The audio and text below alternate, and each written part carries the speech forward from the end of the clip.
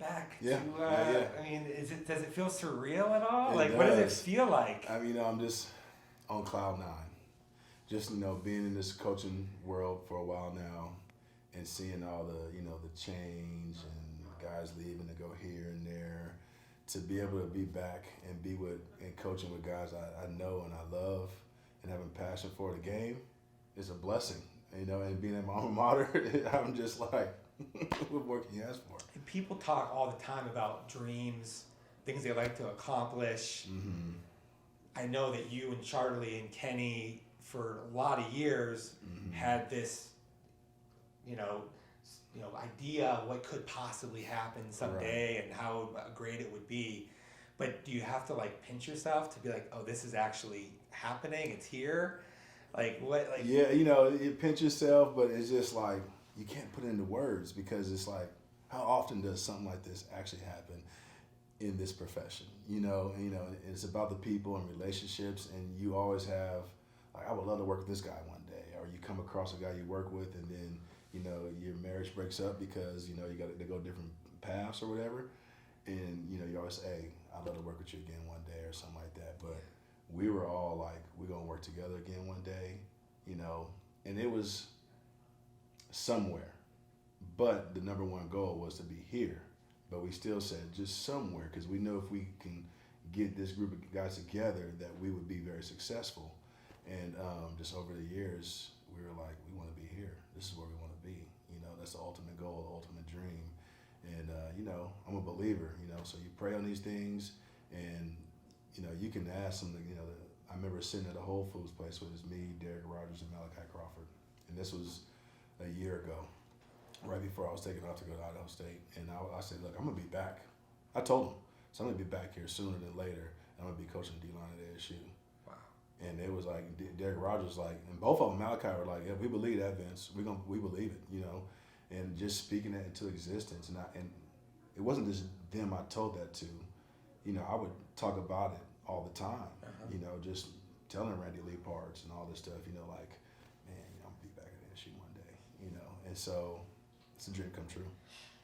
So when you sort of have your conversation with Brian Ward, and then you look at the roster that you're inheriting, Mm-hmm. and you're trying to figure out, okay, who do we need to go get, and all that. What's that process like, and how do you feel like things look right now for you guys going into the spring? Mm-hmm. And speaking of Brian Ward, even with him, this is probably over the summertime when we were out the showcases. Yeah. And we crossed paths, and we were walking and talking, not knowing this is coming available.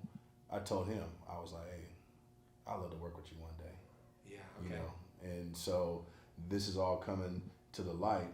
So now that we're here working together, it's just like, hey, I told him, be Ward, remember last time I saw you? He's like, I remember, Vince. I said, so here we are. Let's get it going. Let's roll. So the attention to detail and, the mindset of the type of kid we want, the 4-man front, the attack style defense fits what I do as a coach. Yeah. And so how much did you dig into the players that are coming back in terms of watching them, getting a sense for them, communication with them? Correct. And then how much did that factor into what you guys were trying to do from a recruiting standpoint? Yeah, I met with each guy individually early on, got a feel for them, kind of let them know who I am, what I'm about. You kind of see them kind of just looking at me like, who is this dude? Which I get. Yeah. But as time goes on, you start a group chat with them, kind of get a feel for them. They're walking around the building. Some guys have left and come back. And I get that. The young men trying to find themselves, trying to find out who they are, but we want them to know who we are and what we're about, and believe in the culture and what we're preaching and teaching, that it works, it's going to work, and that we're going to win with it. I was going to ask about that. What, BJ, Anthony, they come back. Other guys decide that they didn't want to come back.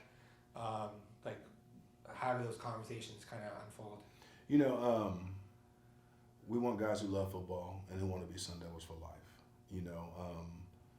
Those guys who decide to leave, I wish all the best for them. there's no animosity, no hard feelings. I don't know him that well to be like have those emotional strings, but at the same time, like we gave them the option to stay, and so the guys that come back, let's go, let's roll. You're back. We're happy to have you back. We never wanted you to leave, so you're here. Let's go. Let's roll, and let's win some football games. I took from watching Washington State last year the versatility of their edge guys. Is that what you guys were really trying to accomplish with some of this talent that you brought in, like in Elijah or? And how do you think that you guys? Yes, absolutely. The versatility, the twitchiness, the high motor, loving the game. Those guys that just can change direction. And fit our style and our mold, a type of defense. Those are guys we're looking for.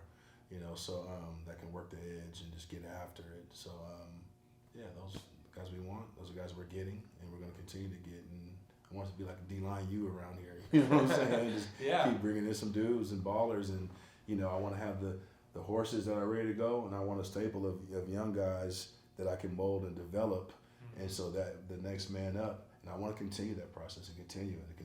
So Do you feel like with the roster, like do you still?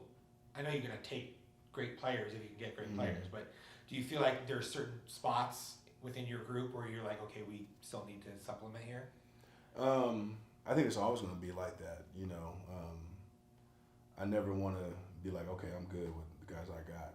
Which especially D-line. Yeah, because it's guy. Yeah. So you need a good group of guys in there. 2, 3, 4 deep. Yeah. And to understand, don't be disgruntled. Just be ready when your number's called. Be ready because your time will come. Yeah. And we're going to rotate a lot of dudes in there anyway. We want to be fresh up front. Yeah. We can't just have them just get beat up and banged up. And we want to get after it. So I want to get in there. And if the guy's hot, leave him in there. Whatever. But just the rotation. I'm gonna have a good rotation of guys, and so that's why I need some depth. Yeah. So yeah. Brian talked about just keeping offensive lines unclear about from a protection standpoint, from a run blocking standpoint, who's going where and why and what we have to do at all times.